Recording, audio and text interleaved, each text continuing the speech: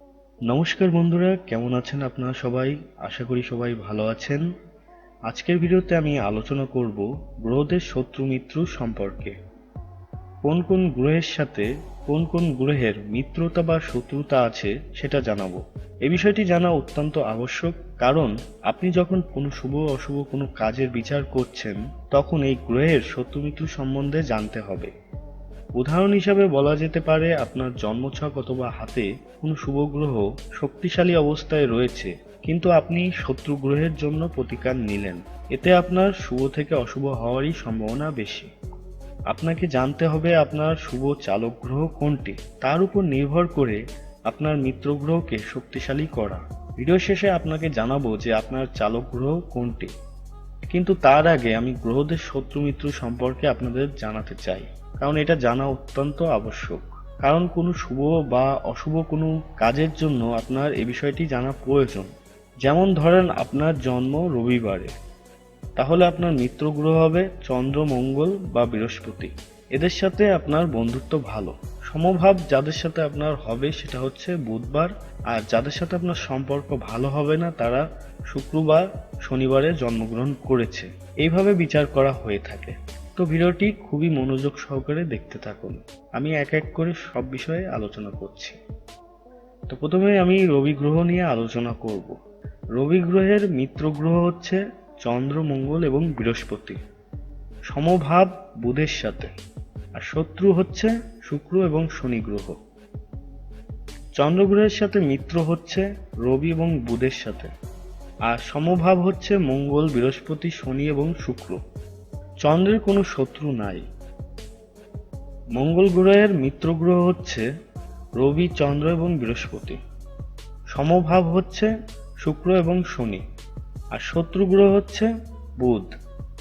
বুধ গ্রহের সাথে মিত্রতা হয় রবি এবং শুক্রের সাথে, আর সমভাব হয় মঙ্গল, বৃহস্পতি এবং শনি, আর শত্রু গ্রহ হচ্ছে চন্দ্র। বৃহস্পতির মিত্র গ্রহ হচ্ছে রবি, চন্দ্র এবং মঙ্গল। সমভাব শনির সাথে, আর শত্রু গ্রহ হচ্ছে বুধ এবং শুক্র। শুক্র গ্রহের মিত্র গ্রহ হচ্ছে বুধ এবং শনি। সমভাবাপন্ন হচ্ছে মঙ্গল এবং বৃহস্পতির সাথে, আর শত্রু গ্রহ হচ্ছে রবি এবং চন্দ্র। শনি গ্রহের মিত্র গ্রহ হচ্ছে বুধ এবং শুক্র। সমভাব হচ্ছে বৃহস্পতির সাথে, আর শত্রু গ্রহ হচ্ছে রবি এবং চন্দ্র। রাহু গ্রহের সাথে মিত্রতা রয়েছে শুক্র এবং শনির সাথে। সমভাবাপন্ন হচ্ছে বুধ এবং বৃহস্পতি, আর শত্রু হচ্ছে রবি, চন্দ্র এবং মঙ্গল। কেতু গ্রহের মিত্র গ্রহ হচ্ছে রবি, চন্দ্র এবং মঙ্গল। সমভাব হচ্ছে বুধ এবং বৃহস্পতি, আর শত্রু গ্রহ হচ্ছে শুক্র এবং শনি। তো এই ছিল গ্রহদের শত্রু মিত্র সম্পর্কে আলোচনা। এবার আমি গ্রহদের চালক সম্বন্ধে আলোচনা করব।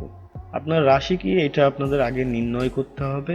আমি পরবর্তীতে একটি ভিডিও আনবো যেখানে কিভাবে আপনি রাশি বের করবেন সেটা জানাবো, কিন্তু এই ভিডিওর মাধ্যমে আমি আপনাদের এই চালক গ্রহ সম্বন্ধে আলোচনা করছি। আমি ঈশ্বর বিশ্বাস করি, আমি ভাগ্য মানি, আমি জানি সবই ঈশ্বরের সৃষ্টি। আমি জানি একমাত্র তিনি জগতের পিতা। আবার আমি জানি গ্রহদের, আমি বিশ্বাস করি গ্রহদের ক্রিয়াকলাপকে। আমি জানি গ্রহগুলো ঈশ্বরের ভক্ত। এও মানি ঈশ্বরের নির্দেশে গ্রহরা আমাদের চালায়। ভাগ্যের উপর সবারই নির্ভর করতে হয়। ঈশ্বর অতি দূরের বস্তু। একজন গ্রন্থকার লিখেছেন, আমি এটা আপনাদের সামনে তুলে ধরলাম। আমি জানি না যে ব্যক্তি এই কথাটা লিখেছে সে কি সঠিক লিখেছে কি বেঠিক লিখেছে, এ বিষয়ে আমি সঠিক কোনো নির্দেশনা দিতে পারবো না। তবে এখানে গ্রহের কিন্তু যথেষ্ট স্থান দেওয়া হয়েছে। এই যে আমাদের আশেপাশে যে শত্রু বা মিত্র তৈরি হয় বা কারোর সাথে সমান সমান একটা ভাব থেকে থাকে, হতে পারে এটা গ্রহদের ব্যাপার স্যাপার। যে আমাদের আশেপাশে মানুষের সাথে কারোর সাথে শত্রুতা হয়, কারোর সাথে মিত্রতা হয়, এটা গ্রহের সাথে কোনো সম্বন্ধ থাকতে পারে। আই ডোন্ট নো, আমি জানি না, এটার বিষয়ে আমি কোনো সঠিক নির্দেশনা দিতে পারবো না। তো এবার আমি চালক সম্বন্ধে আলোচনা করছি, ভিডিওটি মনোযোগ সহকারে দেখুন। মেষ রাশির অধিকর্তা হচ্ছে মঙ্গল। বৃষ রাশির অধিকর্তা হচ্ছে শুক্র। মিথুন রাশির অধিকর্তা হচ্ছে বুধ। কর্কট রাশির অধিকর্তা হচ্ছে চন্দ্র। সিংহ রাশির অধিকর্তা হচ্ছে রবি। কন্যা রাশির অধিকর্তা হচ্ছে বুধ গ্রহ। তুলা রাশির অধিকর্তা হচ্ছে শুক্র। বৃশ্চিক রাশির অধিকর্তা হচ্ছে মঙ্গল। ধনু রাশির অধিকর্তা হচ্ছে বৃহস্পতি। মকর রাশির অধিকর্তা হচ্ছে শনি। কুম্ভ রাশির অধিকর্তা হচ্ছে শনি। মীন রাশির অধিকর্তা হচ্ছে বৃহস্পতি। এইভাবে আপনাদের রাশি অনুযায়ী কোন কোন অধিকর্তা সে বিষয়ে আপনার জানা অত্যন্ত প্রয়োজন। এর উপর নির্ভর করেই কিন্তু শুভ অশুভ বিষয় কিন্তু আলোচনা হয়ে থাকে।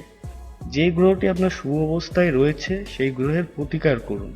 তাছাড়া শত্রু গ্রহকে শক্তিশালী কখনোই করবেন না। এটা জন্মছকের মাধ্যমে আপনারা বিচার করে দেখতে পারেন যে আপনার কোন গ্রহটা শক্তিশালী অবস্থায় রয়েছে এবং কোন গ্রহকে আপনার শক্তিশালী করতে হবে। তাছাড়া শত্রু গ্রহকে কখনোই শক্তিশালী করবেন না, এতে মারাত্মক ফল হয়ে থাকে। তো ধন্যবাদ বন্ধুরা, ভিডিওটি এ পর্যন্ত। ভিডিওটি যদি ভালো লেগে থাকে তাহলে অবশ্যই একটি লাইক করবেন এবং কমেন্টের মাধ্যমে আপনার মতামত কিন্তু অবশ্যই জানিয়ে যাবেন।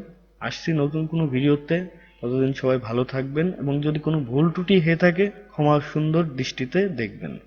ধন্যবাদ।